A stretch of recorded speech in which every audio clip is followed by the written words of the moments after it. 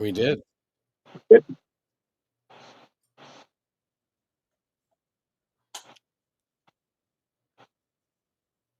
Hmm.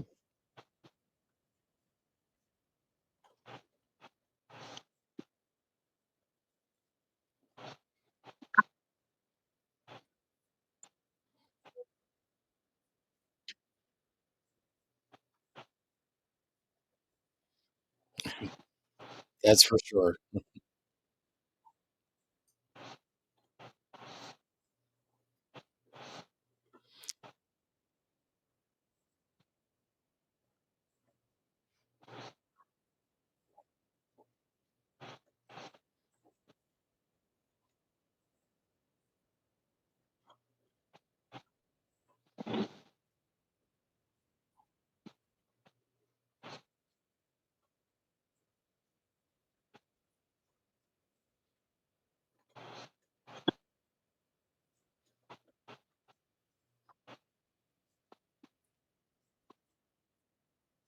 Exactly. Well, at least in the review.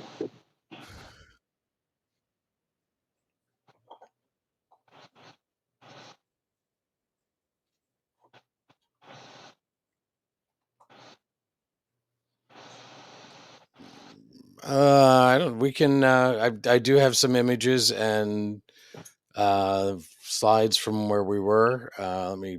And I'm not sure what's going on with the squishing of the video there, but that's Well, weird. oh, there we go. Okay, there we are. All right. Well, here it is. Right. So yeah. I was impressed with how big this place is. Like Oh, you see it on in pictures and stuff. You see it on video. There's lots of programs have been there, and you don't get a feel for it though unless you have a massive television. Hmm. How big it really is. I mean, not just in height, but also in length and the width. It's 4 floors tall. There's wards and then wards on wards. Left and right each way. I mean, it's just amazing. And then some depth in the back of the building that you can't see here, of course, either. Yeah, and well, we and multiple buildings, and the scale of the thing is just so huge. Each wing was what? Each wing was probably 150 feet long, and then you had a little hallway into another wing. Yep. yeah, I think Really. from end to end, I think they said the building was a quarter mile, Yeah. which is just massive. So Yeah. We walked most of it, so yeah. Yeah. So there we are in front of the plaque. We thanks to uh, Heather and Bert for taking the picture here. oh goodness, these faces for radio right there.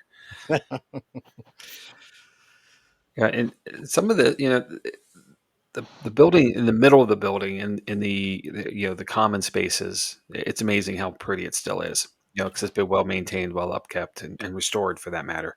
Right. And even over into I think it's Ward A, um, heading over toward the Civil War wing. Um, just amazing what it would have been in its time. But then there's other places where time has done its toll, Right. and really, you could see. Well, we went into the annex part, and there was braces holding the walls up, and the windows at least, and Right. from collapse. There's some spots that have just really, and that's part of the newer part of the building. Uh, just some stuff that's really gone downhill fast. Amazing.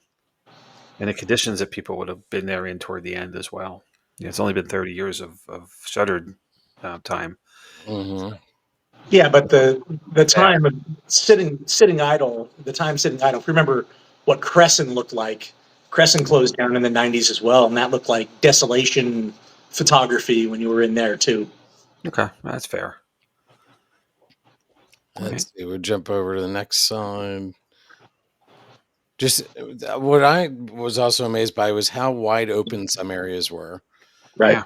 You had the narrow hallways, but then there were areas that were just wide open, which obviously wouldn't have been in the day, especially towards the end. They said towards the end these would have just been lined with mattresses, not even beds, Yeah. just mattresses on the floor that people were sleeping on. There were pictures of that in the ward where Lily's room was. If you remember, like Yeah. you just saw the mattresses laid out on the floor in the pictures. Yeah. Yeah. Edge to edge. And that the original building was meant to hold 250 patients and 3 times that much staff, about 750 staff, so 1,000 people total. And toward the end, it was in the 2,600 range for patients. Right. So the necessity of that, putting people in the halls and everywhere, doubling, tripling up rooms, it's amazing. What that crowd would have looked like, and the din of it all too. The Oh, noise that the people just make noise, like unintentionally. Um, and you imagine, Chad, you and I know all about sensory kids, right? Yep. You can imagine what that would have been like for somebody with sensory issues in that space at that time. It would have been, no pun intended, maddening, uh, Mm-hmm. amazingly. So it was eerily quiet for us, though. it was nothing but ceramic and echoes, like Yeah. concrete and ceramic and echoes with Mm-hmm. us. Because there were only, what, 10 of us there, right? Or Yeah. 10, Yep. Yeah. 10 of us in this enormous facility. So at least we weren't on top of each other. Right. Right. You know? And we had 2 staff there that night. They pretty much stayed in the break room. The ready room, yeah. Um, And the option was there for their engagement, which was great. And uh, I know, at least I did, and I'm sure others did, when we came back through, in between our sessions, ask questions about certain places, and the knowledge was there. I mean, certainly it should be, I guess. Obviously, they're employees, but Brandy and Zach, who were our guides that night, were fantastic with answering questions and providing some insights as well. That's paramount. It's not yeah. just like, here you go, doors open, run. Right. You definitely had some options there to get feedback. Tim had a comment here I'm going to put up. It's going to cover you up, Jamie. I'm sorry. Mhm. But this place is another that was opened with true intentions to help people. Many places start off that way, but take a bad turn at some point and lose their core mission. Yeah. Well, once revenue was needed, right, then you start taking in anybody who's willing to pay, and Right. And going beyond being a ward of the state. right, Some of the folks who were there certainly had no business, and especially those who were violent offenders and things. With the innocence of some of the patients, and it's a travesty. right. And Well, obviously, some of that played out into the tales of mhm, the activity right. as well. And we talked about last week how you could be admitted for, like, we were joking about the things you could be admitted for. Right. But there was one story about a woman who was admitted by her husband because of postpartum depression. Hmm.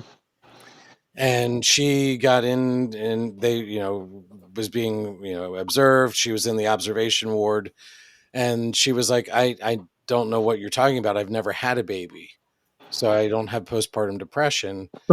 And of course, the nurses are thinking that this person has a problem, so they're trying to, yes, it's okay, well, and the woman ended up taking her own life because she wasn't sick, but she didn't want to be there. And they went to notify the husband, and the husband had dropped her off and he lived in the same town, but he had dropped her off because he had a mistress who was pregnant, and the mistress had given him the ultimatum, it's either her or me.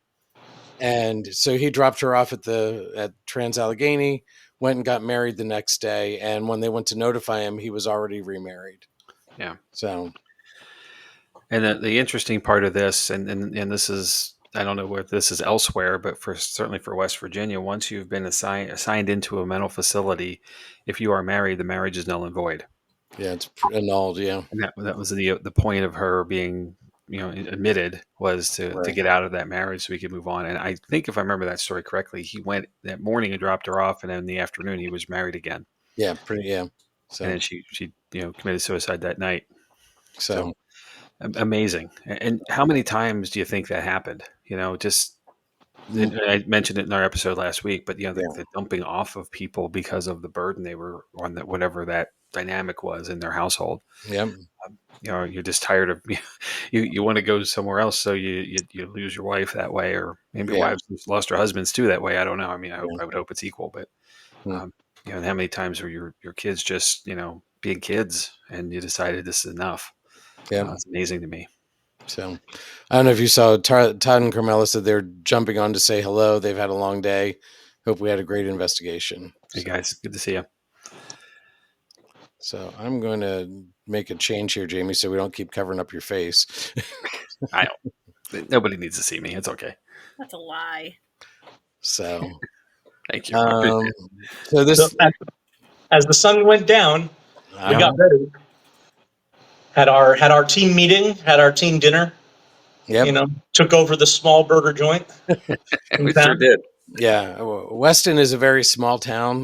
Not a lot of restaurants or I mean, there's a lot of little restaurants, and they were definitely local places. And I stopped for lunch and felt really out of place.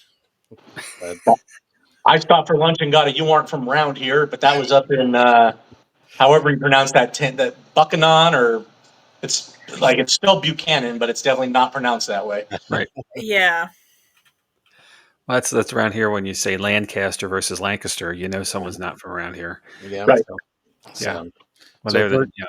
yeah. I So agree. Bert You jumped walk on into a with. place and everybody turns to look at you. So welcome, Bert. Glad you could jump on with us. I'm guessing Heather's packing for the trip. So this one graphic here gives you an idea of how big the wards were, like how big the place was. Yeah. The bottom one is the first floor, and then the other 4 floors on top of that, and it kept going like we had said earlier. Yeah, and you can get turned around relatively easily, and we did. If you recall, we were looking for Dean's room, and we went the wrong way. We wound up the complete other end of the building, and coming to an area where it didn't make sense that it was because the rooms didn't look right, and like, well, I guess we went the wrong way, and then 10 minutes later we're back where we in the middle of the building and heading to the right direction. So Yeah, you really can, And and many have gotten twisted in there. we got lost trying to find Dean's room. Yeah, yeah. we did too. So Tim says visiting these places today that were shut down in the 80s and 90s makes me wonder what it is like currently at the current state-run psychiatric hospitals like Graystown and Norristown. Yeah. Well, more regulations for sure, and still a shortage of facility folks. Doctors, nurses, that kind of stuff. The caregivers. There's always been a shortage there. But I For think quite a while. Social workers, things like that. the difference there is, though, they won't take people if they don't have enough beds or staff, Right. which Right. creates another problem because there's people who need help who are waiting in emergency rooms or just hospital rooms who are under observation all the time which is sucking up other resources. It's just so it's a domino effect. Absolutely. Yeah, I completely agree. And or with the waiting list, someone has to discharge or worse Right. to get a bed open. And I don't know if there's regulation on this. I wish Frankie Adayo was with us tonight. It's its profession to be in social work, but there likely are now regulations to say that you can't do this. Where before it was just like, oh, what's one more? We could use the revenue, Right. and one more becomes 2 more becomes 100 more. Next thing you know, the facility's 100 times over its capacity. Mm-hmm. I just put this picture in. Sorry, Erica. I put this picture in because I thought these masks were intriguing. Yes.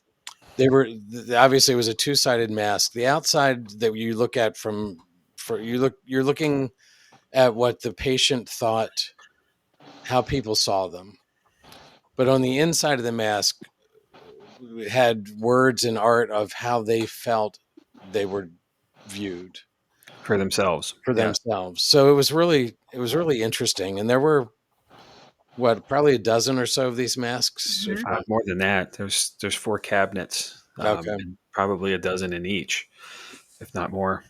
But we found out crafts was an important part of the therapy there. Yeah. So. And this room is a gallery of art that was created by the patients of the facility. Mm-hmm. And there is a wing just for arts and crafts, and there are still some murals up that are art from the patients. But the director of this part of the facility, once it shut down, she took everything with her, as opposed to just dumping it. And And as restoration came and new ownership came around, they made contact, and she was happy to donate it back so it can be visible again. There's some really cool stuff in this room. There really is. Definitely. I never made it back to that room throughout the night. Okay. Well, Chad, you and I were at West Virginia Penitentiary, a while back, and we were walking through the JK block there. We were walking in cells, looking at the artwork and taking some pictures. But to me, like that is all on the walls and in the cells. The prisoners themselves were creating things, and I asked that question here if there was art in the rooms, and they didn't have that because they had the program, and thought that was an interesting way to change things out. And obviously, hopefully everyone has the ability to, when they desire to be creative, to do so. That's certainly didn't seem to be stepped on or stopped, in any way. It was encouraged. Right. And as you can see by what's in that room, it certainly they flourished at it, which is cool because you need that release. Yep. So this was just well, the one was the picture on the doors, which would have been areas that you wouldn't have been able to be admitted to either without a nurse before. And then just this is how some of the rooms were, just grating and it's an isolation cell. Yeah. And Jamie and I and David did see a ghost. We found one. We found one. There's two actually in that room. There's one. There were two in that room. Yeah. This was out in the Civil War area, which they used for balls and things like that. Fundraisers. So we had to take the picture of a ghost that we definitely did see while we were there. And that's you want to talk about like a wing that never ended. Oh my goodness. Yeah. That walking down that way was just ridiculously long. Oh, also it was 3:30 or so in the morning, so it was after probably a few miles of walking through the rest of the facility as well earlier. So. This is up in the. This is one of my photos. This is up in the violent male ward outside of Dean's room, heading down that hallway right there, and that's Jerry. Leaned up against the wall. Now that's when Jerry. That was during the first session when Jerry and Melissa and myself were in Dean's room, and I was woefully uneducated on Dean's story. It wasn't until I got there the second time with you three that I was able to kind of relate a little bit better, because I didn't understand why Dean's bed was covered in so many child artifacts and coloring books and things of that nature. There was a lot of Pup Patrol, stuffed animals and such on it. And this is where we had gotten a little bit of activity in the hallway. We didn't get a whole lot that first session in Dean's room. Now, upon review of some of the evidence, Missy and Jerry ended up finding some more stuff, which is the next couple of photos. Where if you go back to the previous photo, Chad, this would give an idea of where we are. That narrow hallway is to the left. So that's what you're looking at, is that wall right there is that outer wall, and then the isolation cells are right on the other side of it. And then I'm pretty much standing in the doorway with Dean's room directly to the left. Okay. And that's where we got a little we got a little activity in the hallway. Again, Misty and Jerry went through and reviewed the evidence, and this is when I was with them. So the photo on the far left is me in Dean's room. And then the middle photo is the one that Missy has all the questions, and the rest of us have all the questions about, because it's supposed to be me, but I don't recall ever being behind her like this. And if you look at the figure in the photograph, you can tell it's a lot taller than I am. I stand at a very average 5'10", and the image, the figure in the hallway, even though, like, if you look at the shoes look exactly the same, and it's in blue. blue jeans and a black hoodie, which is what I was wearing. But, you know, if you look at the upper body seems elongated. Like my arms aren't that long. It seems incredibly tall. And the head seems a little misshapen. And we all Wait, know that you're part saying of yours is? the, well, I mean, I have a giant melon, but like, I don't like and my ears are crooked, but I don't think it's misshapen, you I know? agree with you. And Yeah. well, we've looked at this as a group a couple times now, and the other side of that too is that the misshapenness, but also there's a haze there, so there's no clear definition of facial features or Right. the ability to tell which way things are facing. I mean, I don't think that person is looking to their hard left, which would be the only way it makes sense. But that would have to be such a twist of the neck, to make that happen. The face is just blurry, which is Right. And there's nothing to the hard left of that figure. That's right. just the wall at and the door that hangs open for Dean's room. Yep. I know exactly where you're at there. And Yeah. that's why it's so very unique as well. And I believe Missy said that she had you actually popped your head out, because this is the first two pictures are part of a film video, and you actually popped your head out. So where you are and where this person are two different things. They don't align. Yeah. So, and the one on the right is an actual photograph. So I think we're picking up some of the IR, which is the red in the bottom there that's circled. Yeah, I see that too. So it's just this one has us all scratching our heads. Right. Yep, I agree. And this area here is one of the areas that I got the most activity in, mostly with you guys. So Missy and Jerry and I, we didn't have a heck of a lot of activity there. Again, Missy's found some stuff that we're still going over when it came to the recording. But when we got down there with you all, after we split up on the fourth floor, and I went to the other side of the fourth floor and sat by myself for 20 or so minutes. I came downstairs, and that's after you all had found your way down to Dean's room after your sojourn to the opposite end of the third floor. Turn.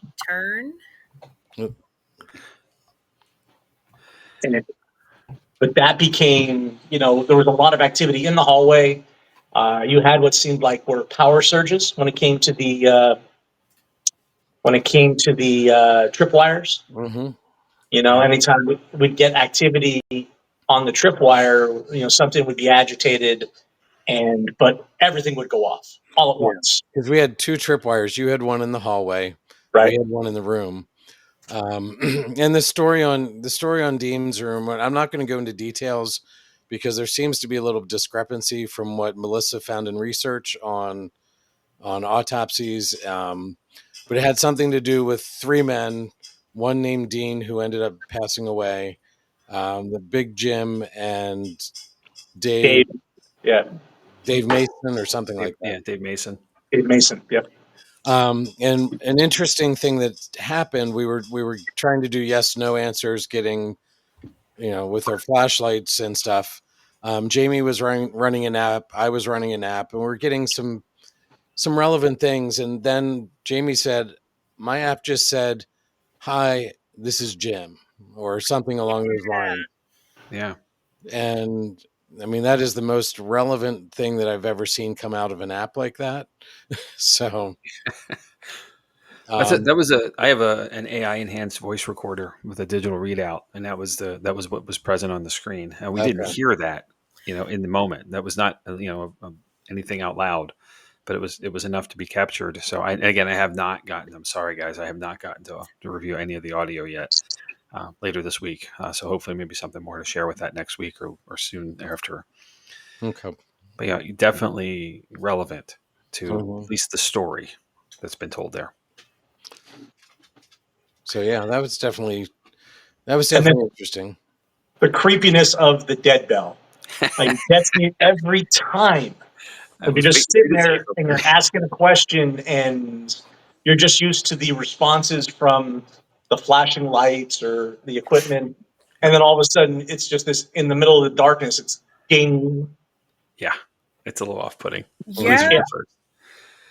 But it's clear. It's clear and it's concise, and There is, I had that. There's the dead bell is a regular, like we'd find on a desktop, at a hotel or someplace, restaurant, with the chef, the cook would ring to get pickup for orders, whatnot.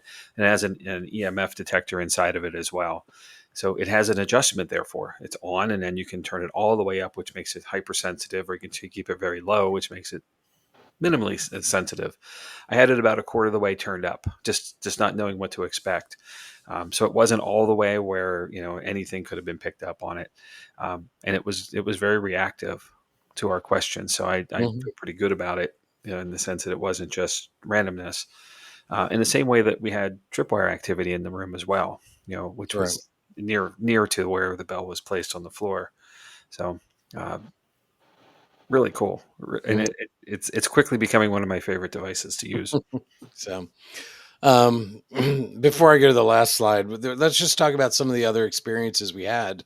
There was a whistling that seemed to follow us around the building, and when people at work have been asking me about it, I'm like, "What happened?" I'm like, "Well, we definitely had this whistling," and I'm like, "It's not a whistle like wind blowing through a building, because that's a tone. That's like Yeah. one tone, but this was a two-tone, like trying to get your attention. I'm not even going to try to whistle what it was, but it It was it good. it almost seemed like a person was like following us doing a whistle. Well, Uh-huh. yeah, it started during our tour because Tim kept jerking his head around and Jamie kept jerking his head around. Like, does anybody else hear that? Yep. Mm-hmm. Yeah, we started our start of the evening was in the hydrotherapy room, and we were hearing it there, but it sounded like it was coming from the hallway. Mm-hmm. So Tim and I went out in the hallway and walked down to the end of the ward, which is where, and we have a slide of this, where the person is believed to have been seen in the observation room. There was a local band that recorded a music video there. And there's a capture, of someone who isn't supposed to be there, at least by statement, isn't supposed to be there. Who knows if it's true or not? But it's a very clear person, and that's where we wound up stopping at, because that's where the sound stopped.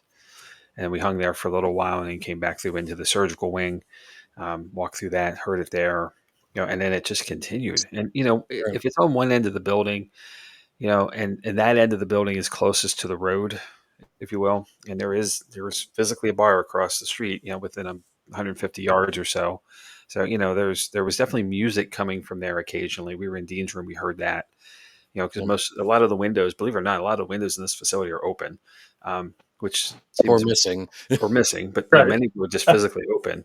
And that's bizarre to me, but you know, that allows a lot of drift. And luckily there's this place is so big and the grounds are so large. There's nobody who's really all that close at any time. Cars were going by in the far front. Cars were definitely going by on this road, which is a road that takes you out to the Sharp Hospital setup. So it was busy, but the bar itself was open. So every Right. time the door opened, you heard the jukebox kind of Yeah. drifting across the yard. So I mean, I know we also heard it up on the fourth floor Right. yeah, on the opposite that's side. that's what I want to say is, like, hearing it down there, I kind of started to maybe dismiss it for something that was close to that, human activity kind of area. Right. And when you get to the fourth floor on the far other end of the building, you're half a mile away and you're elevated, and it was just as clear there as it was anywhere else, and Right. all the other floors along the way. And Erica said here that was no wind. I heard the whistle coming from that side of the building when I was outside, and I couldn't figure it out. Yep. So, and like I Yes. said, it was throughout the whole building. So I just had another thought, but let's go to Bert's comment here. I had to put my hood on my hoodie, pulled it up while we were taking the tour. Then fairly He had quiet. his hood pulled on his hoodie, Yeah. to be clear. Yep. And that was very early on, actually, too. It Yeah. was still in the medical wing. And that was, well, this Bert and Heather and Jamie and I took a tour earlier in the day, and we all had some experiences on that. I mean, I felt like at one point something had breathed down my neck, which was a little disconcerting. Yeah. Because I looked at Jamie and he's like, "What?" and I said, "I think something just breathed down my neck." When we were in the Was it lobotomy recovery room, Jamie? Well, no, we were, for what I recall, we were on the second floor in Ward 2, and there's there's a hard door at the middle of each part of the building, and that door was shut solid behind us. We got Uh-huh. about a quarter of the way down by the day room, and I was positive somebody was coming up behind us quickly, Yeah. and then you had to, your situation happened, and Uh-huh. we both looked at each other like, what the heck, you know? Yep. And I throughout the building, I kept hearing women talking that weren't there. Like we had several women in our group, but I would look when I heard this talking and they were not talking. That happened to me down in, I think that was in the lobotomy recovery room where that was going on. But then it also felt like somebody was pacing behind us. Like, Wow. I got a lot of the movement and the pacing feeling, especially when I was when I was up on the fourth floor by myself. Okay. mhm, I know Erica and I in the children's ward, which got a lot in Lily's room. But when we were going to leave, we both turned around because we were right at the door that went back into that main area. And we both heard it sounded like someone was running up behind us. Yeah, that's exactly what it was on the second floor. Like someone was hustling. Yeah. right, It was almost to me it felt like it was someone that was like, "Oh, they're going for the exit. I need to get to the door." right. So Bert said, I only got one segment of Heather's audio reviewed, but got some weird sounds I couldn't explain and she didn't hear at the time. So, I would venture to guess that we're all going to have that Yeah. in mhm, all of our files. I just can't, with everything that happened there. I think we're going to find it. yeah, That's really cool. yeah. Uh, Tim, I say, yeah, I had the same thing. This is one of those places that you could go spend a week there every yeah, night. And I think investigating it actually during the day would be really interesting as well. yeah, We had more, I think, just as many experiences during the day as we did at night, like personal experiences. sure. I mean, what's this? Why paranormal activity doesn't happen only at night? Right, Right. exactly.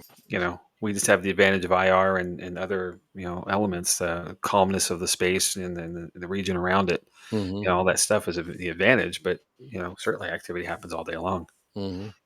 Um, Well, go if we go by floor, I was a little disappointed in the fourth floor. You know, the fourth floor has all the stories. It's the most terrifying area of the hospital, and you know the creepers are on the fourth floor on the opposite end of the floor where all four of us were. And you know that down in the wing that we were in, I was getting absolutely nothing. You know, I was in the room with the gamblers for right. obvious reasons. Uh, and, you know, even though I felt like there might have been a connection there through, you know, the shared interest, really nothing.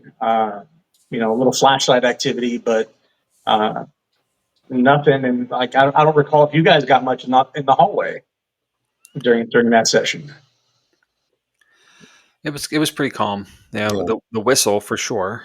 And there is, as you're walking down to that end, there is a big fan on the end of the wall. At the end of the hallway.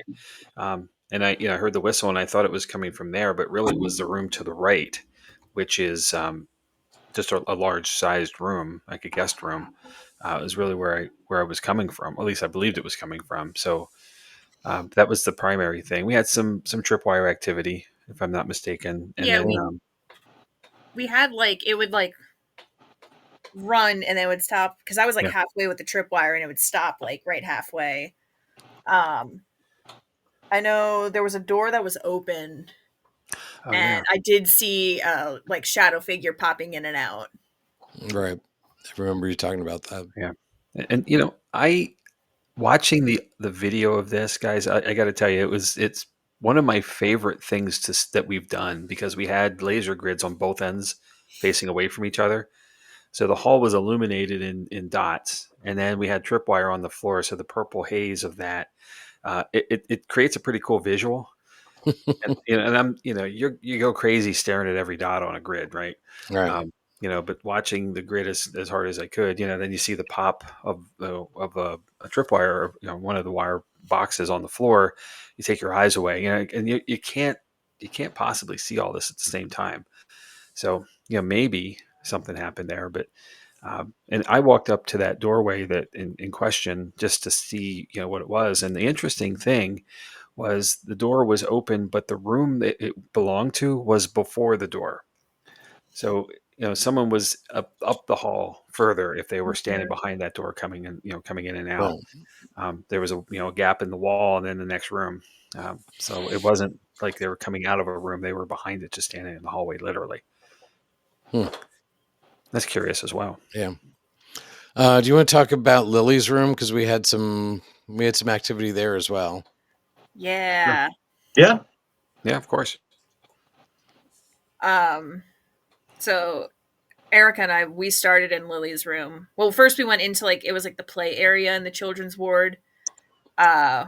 Set down the dead bell, everything, and we were getting nothing in there. So we decided to go into Lily's room, set everything up, and we had the dead bell as low as it could go with the sensitivity. And I have a video of us getting responses from Lily. We were using 1 ding for yes, 2 for no, and all of the questions we were asking, we were getting an answer to. That's outstanding.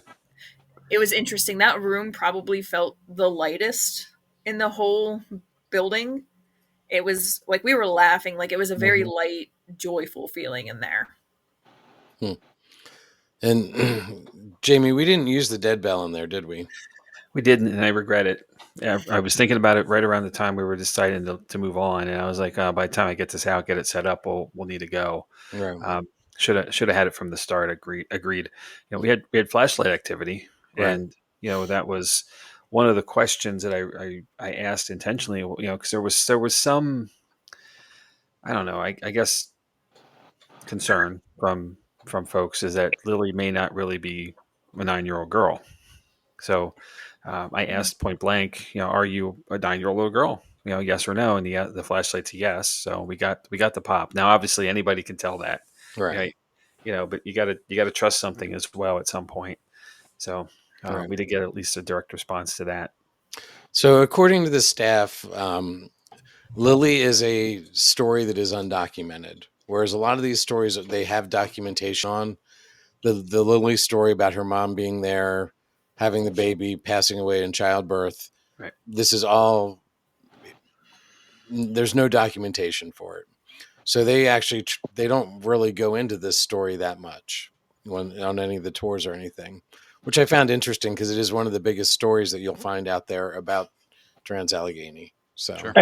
And it's one of the biggest stops. When we went in, there were toys and just a great deal of gifts for Lily in there throughout the whole room. I mean, balls and toys, and we brought a little stuffed animal, and you brought some candy, and Jamie Stifter, and I totally did. I'm so sorry, Lily.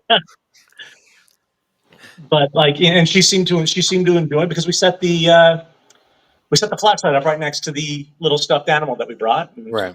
we asked her if she liked it, and she turned it on right away. And so that was a good moment. That was a really good feeling, a good moment. Yeah. I'd be interested to see, because Erica was holding a camera and she was angled out towards the door into the hallway, and we could see into another room, and we both kind of noticed there looked like there was someone standing in the other room. So I would be really interested to see if that was picked up somewhere. Well, I kept getting motion in that hallway. If you remember, Chad, Jamie, at the end of our session in there, I couldn't stand it anymore. I was on my feet all night. I had bad joints from the military, so I needed to sit down. So I went out into the hallway, and I kept looking down the hall to my left, and in the that area has a gaming area, it's got a chessboard and like a sitting area, and it just looked like something. I kept catching movement out of the corner of my eye, like something back and forth across the hallway.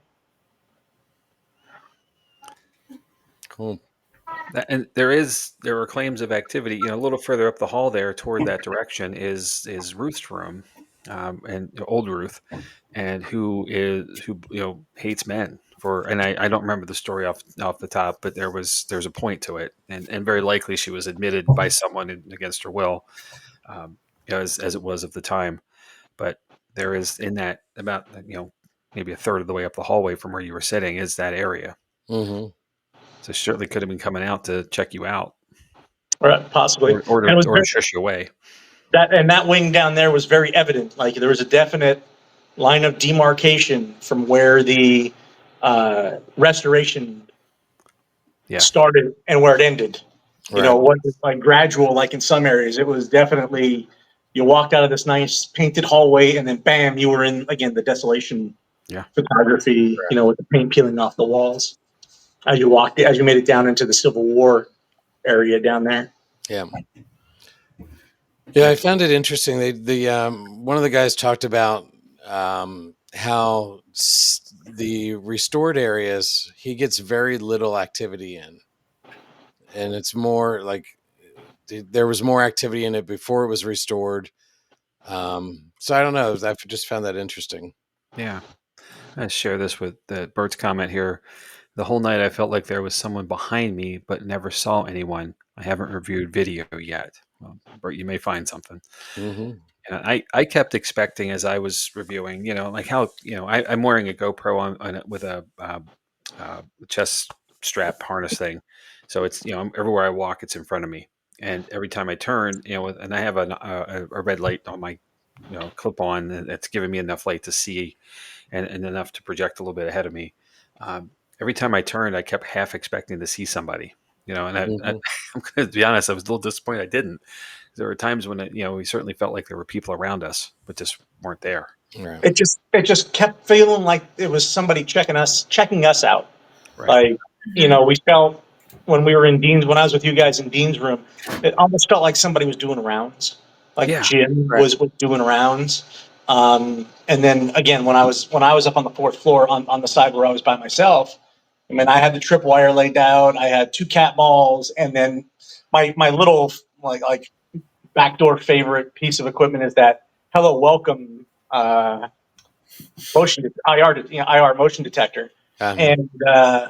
And I can remember sitting there and listening to the silence and talking, as we do, talking to the darkness, and it just felt like something kept getting closer, and then I would have the tripwire activity, and then my cat balls would go off, and then you get a hello welcome. It was like just like something was walking up and checking you out, and then pulling back.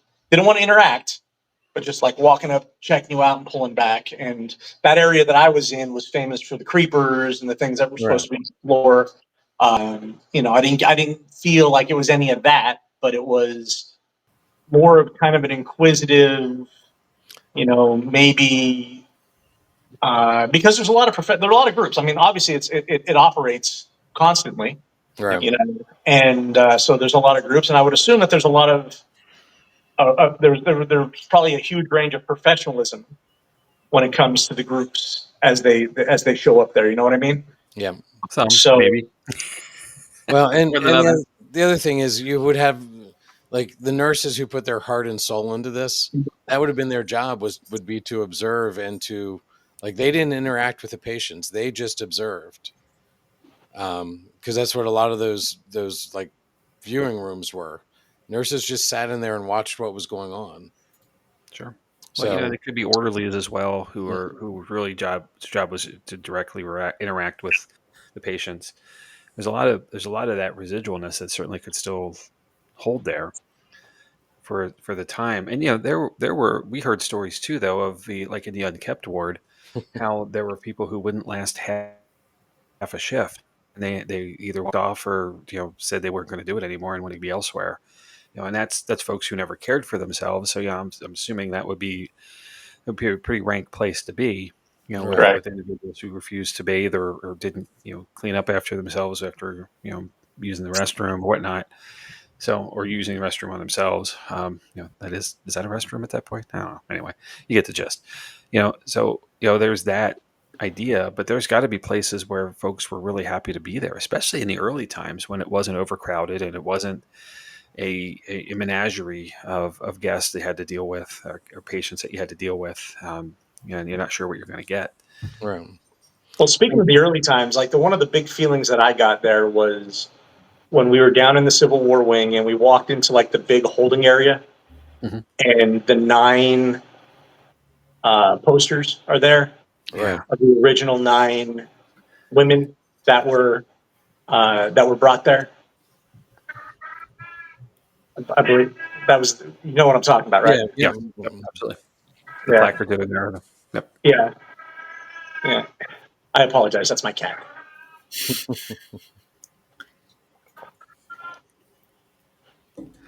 So what you were saying, you were talking about feelings that you got down there, Dave.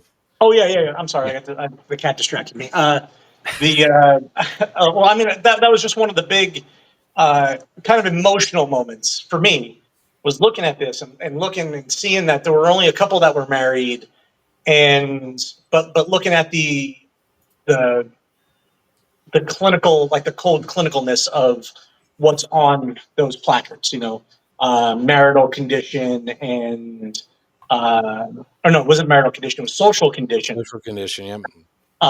And then what brought them there, what they were dropped off for there, acute mania and some other things. Like it was, I don't know, it made it kind of a little bit more real for me, because it's a little bit easier to see the pictures of the at least for me, it's a little bit different to see the pictures of the wards full of the dead-eyed, medicated, or manic, or just absolutely, catatonic patients, and then to see, like, to realize that those were the 9 that started it all.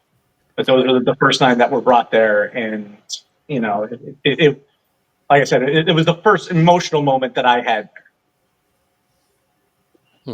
Yeah, there's weight in that room. You're absolutely right. And where it went from there is, obviously with good intentions to start, but poor execution toward the end. Yeah. With And that was the room with the rain buckets that weren't dripping before we got there. Yeah. Yeah, I was going to bring that up.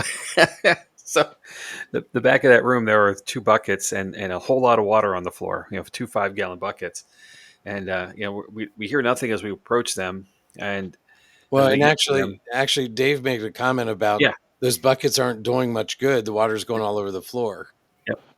And as And then soon all of a as, sudden you're blue. 2 seconds later, there he starts. And the funny thing is, as we walked away, they picked up speed.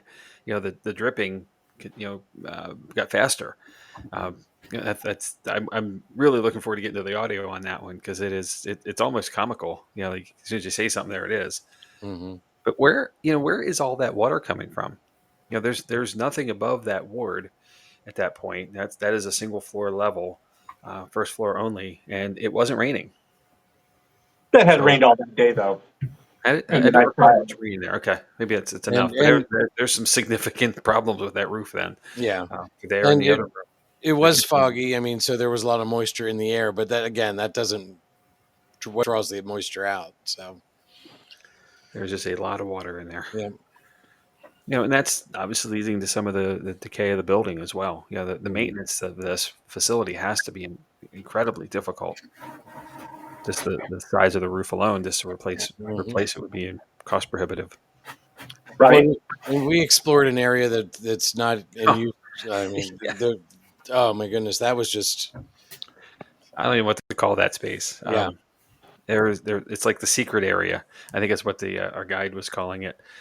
You went in a doorway and over a stair set and into another door, and then a left in like a hallway. You go left and you come into this wing that is in the back of the building that is so dilapidated that there are literal boards holding up windows in the walls on the right hand side at least. And as you get back to the back end, there's water on the floor, a lot of water, a lot of standing water. The ceiling, it's not the ceiling tiles, but the ceiling material has come down, and it gives that kind of gritty feel on the floor. Mm-hmm. It's just trash and.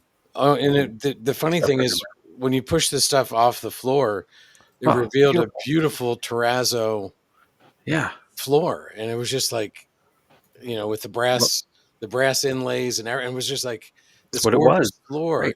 is just covered with trash or Yeah. plaster. Yeah. Last next to him. Yeah. Well, and you get downstairs then, I didn't think about this till after we left, but as bad a shape as the upstairs is of that level or that wing, here we are walking underneath it. Anything could happen to us down there. In the back end, there were walls that had collapsed in other areas of like the other stair set to go out, was all collapsed over. That was certainly an enter at your own risk space for us. Mm-hmm. Glad we did though. Yeah. And Didn't, the place is just going back to the place being so huge. I'm just sitting here thinking I didn't explore but maybe 4 parts of it. Mm-hmm. You right. know, half of Yeah. the third floor, all of the fourth floor, and Yeah. then that one part. Well, I mean, I guess if you count the tour that they make you take, you're mandated to take at least a tour of the one part of the first floor. But we did the Civil War wing and then the other part with the guide. So like, there's a great deal of that, and we're not talking about the other buildings because there's 2 other buildings. Sure. They had the tuberculosis building, the ward in the other building. And there's at least one other building. Like it's so immense. You don't get a real good feel for it from the pictures. No. Yeah. Well, and even like the tour, we took a 90-minute tour. And so we did that. We spent an hour and a half there. And I still think there were places we didn't cover, Jamie, because we Yeah. just I completely agree. like, And it's there, just, yeah. and it was really interesting when we came across from the first floor to the second floor. We had to cross the middle of the building, and our guide was very clear that we're not stopping. Don't stop at all. This is not part of your tour. You got to keep going.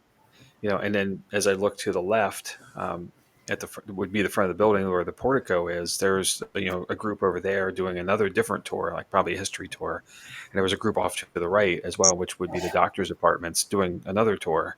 There were people all over this place. Right.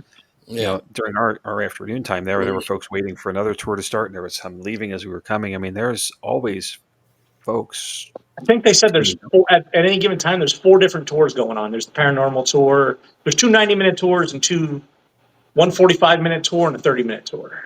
Okay. Wow. And then on top of that, you can you can do I think a 4 or 6 hour photography tour Mm-hmm. where you can just go and just they sort of turn you loose and you can go take pictures.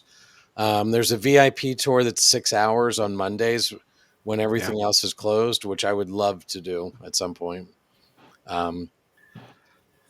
You can actually get a boxed lunch with that one, I found out.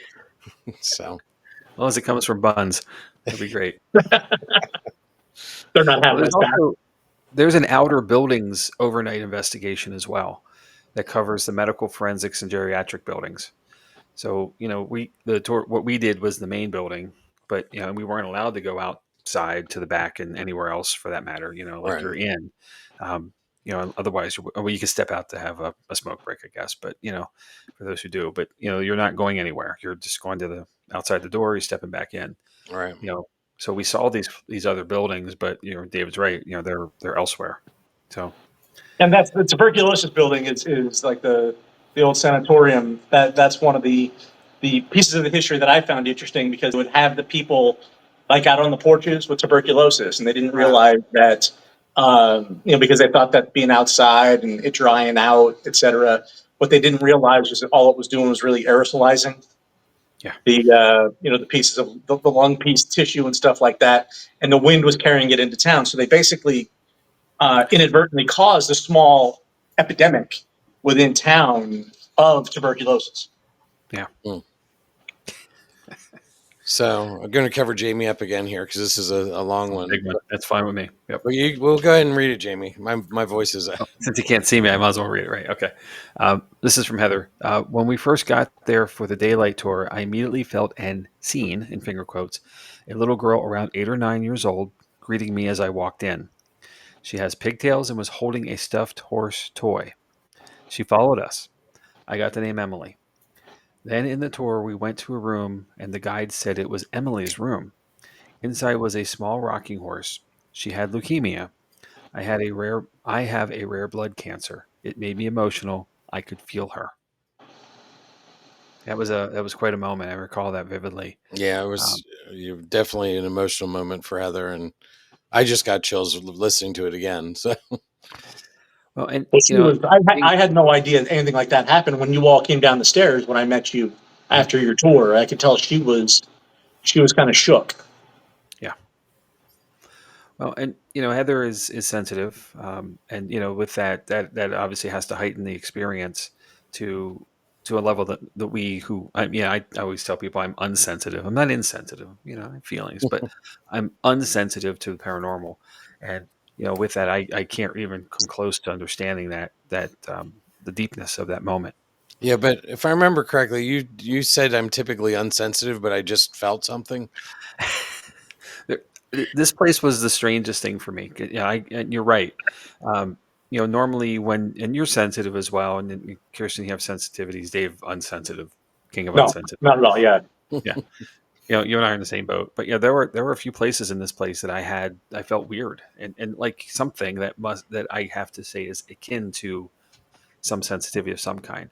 The person whatever was coming up behind us on the second floor, I felt that as much as I thought I heard it. It's just a very strange, off-putting feeling, and very unique for me. Yeah, So, guys, I got to ask this question. I guess will you go back? Yeah. Yeah, absolutely. definitely. Yes, for me as well. Yeah. So now we And, just got to figure out when, right? Yeah, and yeah, it's definitely not in the wintertime. The -10 inside and outside, that the guides were telling about, that didn't sound pleasant at all. Mm-mm. Tim's got a comment says I'm not sensitive, but the mask room, yeah, another space. yeah, Yeah. yeah. I did not also add to that, not want to be in there.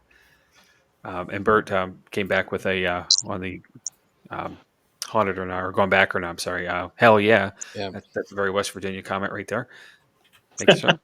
And we'll go back to Heather's comment. I think a daytime investigation would be fun to do there. I feel there's a lot happening in there during daytime hours. Again, yeah, we had said that earlier, and Yeah. yeah, I agree. But yeah, I would love to go spend more time there. I definitely would, get there the night before, like you did, Jamie. But take the time and do the photographic tour or the photographic experience. Then do some more of the tours. I think there's so much to learn there. Yeah, I agree. And I think what's really important too is looking into the stories a little bit more. Then and then I'm not knocking the place, and Mm-hmm. any of the information that's shared to the public. I'm sure they do the best they can with the records they have, but just digging into that a little bit Yeah. more, having the time to do so when you have some knowledge already, that helps just validate the claims or debunk them either way. And that helps to focus attention in directions where there might be more activity than in places where it may not be any at all. So I like Tim's thought here. I think really would need to be a good 3 to 5 night at a time investigation. Yeah. Um, Well, and that would give you opportunities to go look at evidence, then go back and follow up on that evidence. Because Right. that's one yeah. of the things we never get to do at a lot of In these. the moment, at the place. Right. Right. Well, we're all trucking home. We're all 4 hours away. Mm-hmm. Um, not really getting anything until a day or two later. Yeah. And because we still have we have responsibilities, things we have to do, in normal times, not much less to what we want to do with investigations. So you're absolutely right. So I was just thinking, like, a night in the main building and a night on the outbuildings, something has a minimal sense, and then some in area time afterwards, just to sit down with some review. yeah. And we never ever get to sit together and do reviews. You Right. know, Right. I think that would be really super cool if we could be in the same room at least. Hey, what do you think of this? Why I found this. What do you hear? What do you see? Those kind of things Yeah. would be amazingly cool to do. We kind of have to go, away wherever we're from when we get out of these places. Yeah. Tim said that it's so they get to know you more and you get to know them. I like that thought. So Perfect. Yeah. Right. And yes, 100%. Do we have any more pictures that we want to talk about? well, I was We've been just going to throw this one up. We mentioned it earlier. Yeah. There's a lot of debate in our team about this. I don't know where I stand on it. Um, somebody want to give the background on this? Sure. There is a local to Weston, West Virginia band. I want to say it's a metal band that got permission through the proper channels to record a music video on the first floor. I believe it's in Ward D or somewhere around there at the end of the Arts and Crafts Hall, perhaps. Uh, that they, as you know, they had a cameraman, they had a sound guy, they had 4 members of the band, so 6 people were all that were supposed to be there. Nobody else. And in this picture, this is the bass player, and because he's making a bass player face, you can see it. Um, and he is standing in front of the observation room for this long open space, ready room or something bigger than that even. Um, and the gentleman in that window is not supposed to be there by the definition of who is there. And clearly, you can see a head, you can see a face. There I believe glasses. If you had a better, unfortunately, our screen size here is small. I apologize, guys, but you can find this online. If you Google that, basic information, music video, Trans-Allegheny Lunatic Asylum or Tala, you'll find this video on YouTube really quick. So and it's like three screens of him. Three. What's the word I'm looking for, Chad? Frames. Um, Frames. Thank you. Thank you. Of that, and then it goes away. Now, the story we got on the tour, because this is also a poster on an easel in the room. So the guide talked about it, and the claim they have is that this person in the window has been seen at other places in the building around this area as well. So it's believed he may be either a doctor or someone of staff capacity. The problem I have here, and this is where I think the turn of this in our group is the dude's too perfect. He looks too real to be not a person. He And looks and too real, but he doesn't look right either in that window. right, Because agreed. as we've been sitting here and I've been looking at it, he looks too large to be there. Like so. Yeah. Well, I went in that room because this is where we were to track down the whistle while we were in the hydrotherapy room. So Okay. Tim and I came down here. I stood in that room, and all there is, it's not big. It's maybe 5 or 6 feet wide, and it's 10 to 12 feet long because of all those windows. And then right where he is standing is the doorway to go into that space. So you should see a bit wider definition of shoulders if there's a person truly standing there facing the way to the camera is. Uh-huh. I just don't get that clearly enough in this to say that's a person either. It almost looks like the perspective's off, like he's Mhm. closer to the camera than he should be. Okay. Yeah. One.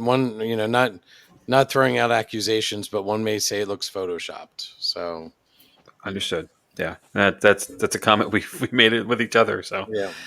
and this is kind of like one of those good debates, you know. And this is what happens anytime someone captures something is, as much as you trust the validity of what you've done and the moment you're in, and the honesty of it, someone else is going to say it's fake. Yeah. And that's the nature of it. Oh yeah. So Heather's comment here, Jamie, you should talk about the artwork we seen in the craft hallway, the one with the bridge. Your interpretation was interesting. So yeah, there are a couple murals in the wing that is for the arts and crafts area, and there's like different rooms there along the way back this length of space. And one of the murals is like a pot of gold under a rainbow, traditional good luck thing. But there's a mural that spans a doorway. And on one side, on the right hand side, is what appears to be Trans-Allegheny. And there's a key there, a silver key or gold key. I forget what color it was. And then there are footsteps moving to the left across the grounds and out the front gate. Then the doorway, then a bridge, which is spanning the doorway, which there is a bridge and the river in front of the building, and then clearly what is Weston. And I looked at this for quite a while, and I was kind of puzzled, like because it's kind of broken by the doorway, thinking it was two separate things. And I realized that the key to getting out, which are the footsteps back to society, is Tala. And it kind of floored me for a moment, like thinking that somebody had that, and I may be dead wrong on this, I guess, because that's just my interpretation, but somebody had that vision of how to, their care there would get them back to the world. And there were many guests there who left, and back into the world, as they were deemed normal or fit to go back there. So back to them, wherever they're from. But I thought it was really cool. Let me see if I can. Oh, yeah, there is a video of this.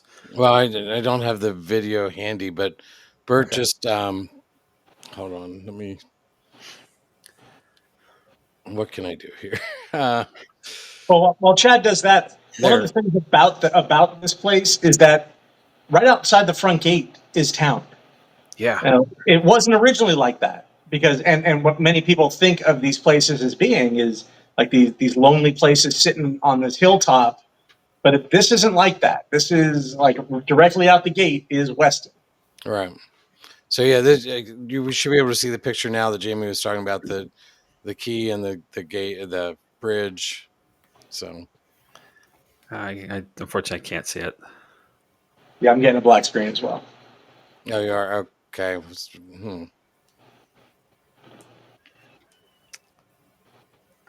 This is another example of how art was part of the regimen that was all the guests had access to. It was pretty cool. The creativeness, and like Tim mentioned earlier, the art room, was kind of just neat. A little creepy as well. Some of the stuff was a little heavy. Little.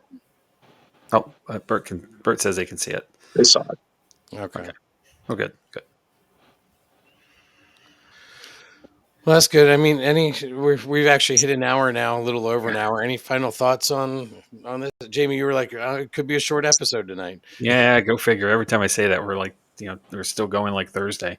I'm glad we went. I'm really happy with the outcome. We could have spent, as we just talked about, we could spend days there. We really could.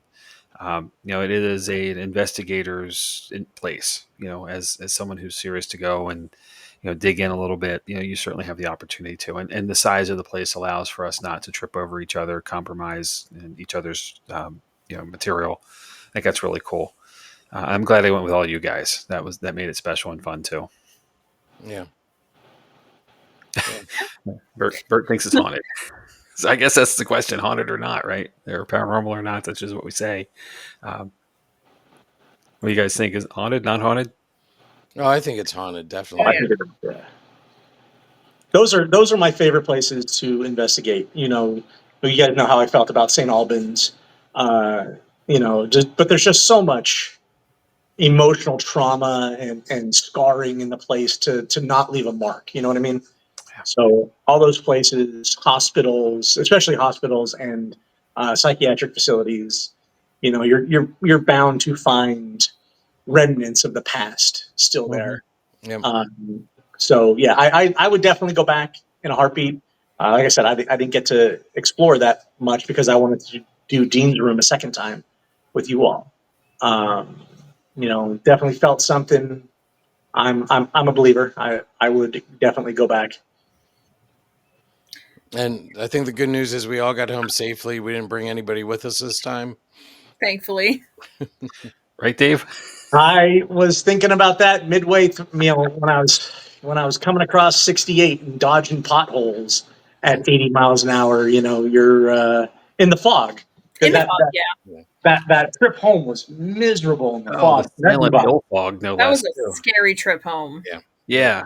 It was like driving along the top of the mountain of 81, going up towards Wilkes-Barre. Yeah, Jamie, it sort of reminded me of the one trip home from the Clifton. Clifton. Yeah, gosh, that was an awful. No, it was a great experience at the Clifton Theater. However, the drive home, there were times when we couldn't. Well, it's dark. It's daylight, and I couldn't see the front of my hood.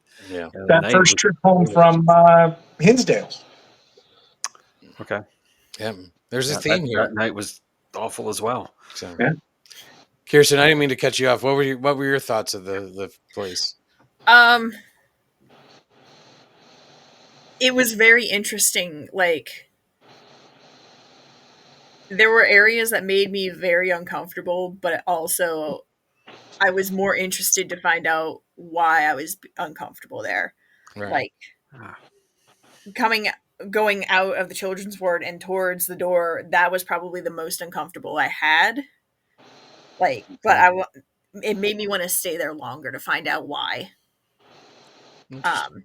It's a very fascinating place, and I want to go back. Yeah. I feel that way too. Yep. And going from not having the a whole lot of sensitive activity for myself, and then having something happen there, there's a reason for that. Like something made itself available that way, or something in me. Mhm. And that's really cool. So hopefully that's something we can continue.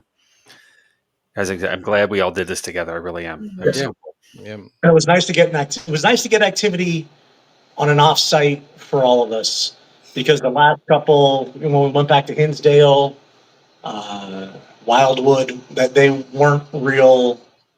I don't want to say active, but I mean they weren't real active. I Right. was bored at both of those. Sure. Yeah. I get that. All right. Well, Dave and Kirsten, I want to thank you guys for hanging out with us for the last hour and 15 minutes. We're going to let you go while we talk about what's coming up for us. But Hold Jamie's. on. Sorry. Before we let you go, guys, I want you to know that tonight is episode number 99. Ooh. 99. It would have been 100s. However, someone lost their voice a couple weeks ago. So no offense, Chad. I'm just picking on you. But That's okay. I'm glad we canceled, because obviously I wouldn't want you to go through anything, extend that situation, because certainly that was bad. So next week's episode is officially 100, but I wanted to say thanks specifically to Dave, because you were with us at the start of this. This is all of our vision, all of us as a team. It's our vision to create this podcast and have fun with it. You were a driver right off the bat. We still are trying to live up to the Ogopogo episode and all the work you put into that fantastic start off. And I think of that a lot. I really do. As far as our standard goes, what we have to keep up. So I just want to say thanks. And for all you folks out there listening, we'll talk maybe a little bit more about being 100 next week, but 99, holy crap. How did we get here? So cool and so excited, and I'm really appreciative of everyone coming along. Yeah. So Thanks, guys. You're welcome. Always good to be back. All right. Well, you're welcome. And you're welcome every time, not anytime, every time. So that door is always open. And Kirsten, for you too, please. Great. So Kirsten, we want you to come up with some ideas, and we're looking for ideas. So I mean, I can probably come up with some. I'm sure you can. So let's Do it.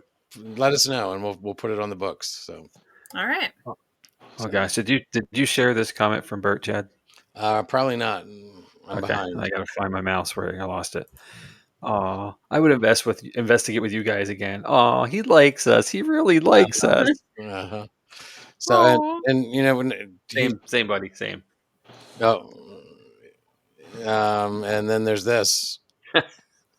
The next time is another road trip. That's for sure. So, all right, I'm going to jump to the other slides. We're going to lose Dave and Kirsten when we do that, but if we appreciate you coming on, and we will we'll see you soon. We'll see you guys. All right, thanks, guys. See you soon.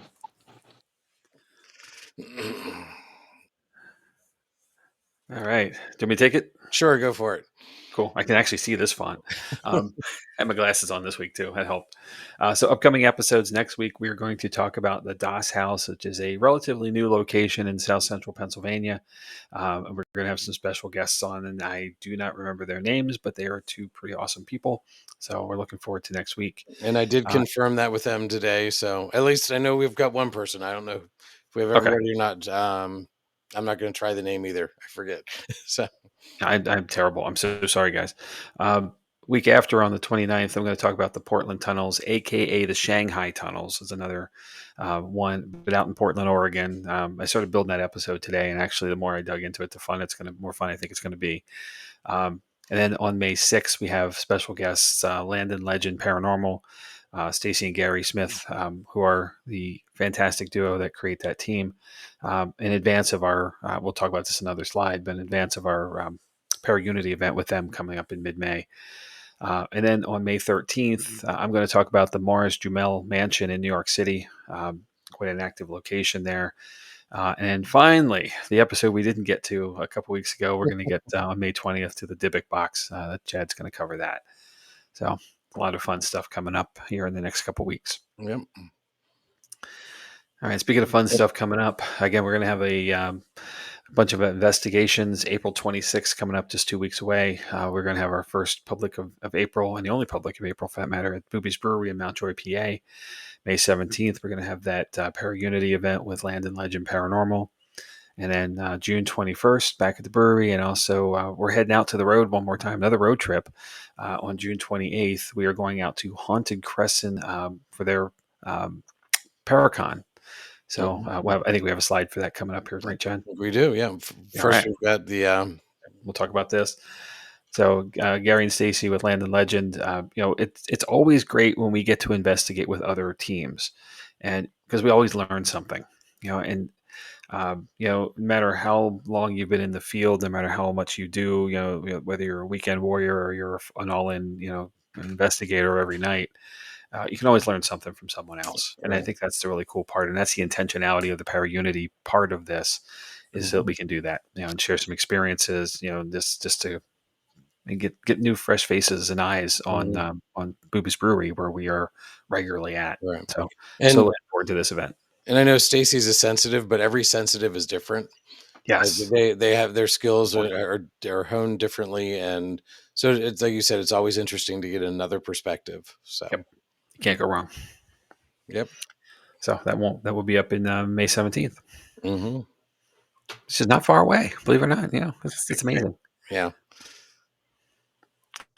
All right. And then after that, we're going to talk a little bit more here about Crescent, I believe. Next slide. Yep, I got it. Thank you. So the Horror and Paracon at Crescent, mid-state Pennsylvania, a really cool place. It's Crescent Sanatorium officially. Once owned by the Heinz family as a summer getaway for the family to get out of Pittsburgh, where the ketchup empire was founded, all the condiments they make. But with it is a sprawling estate that never quite materialized to what they wanted to do. I believe there was a death in the family, and plans kind of got sidetracked, so it got sold. And then the folks who started the sanatorium took it over. Closed down in the 90s or so, very much like Trans-Allegheny, where it's come into disrepair, but a highly active location. And anytime there's a Paracon, you never know what's going to happen. So true.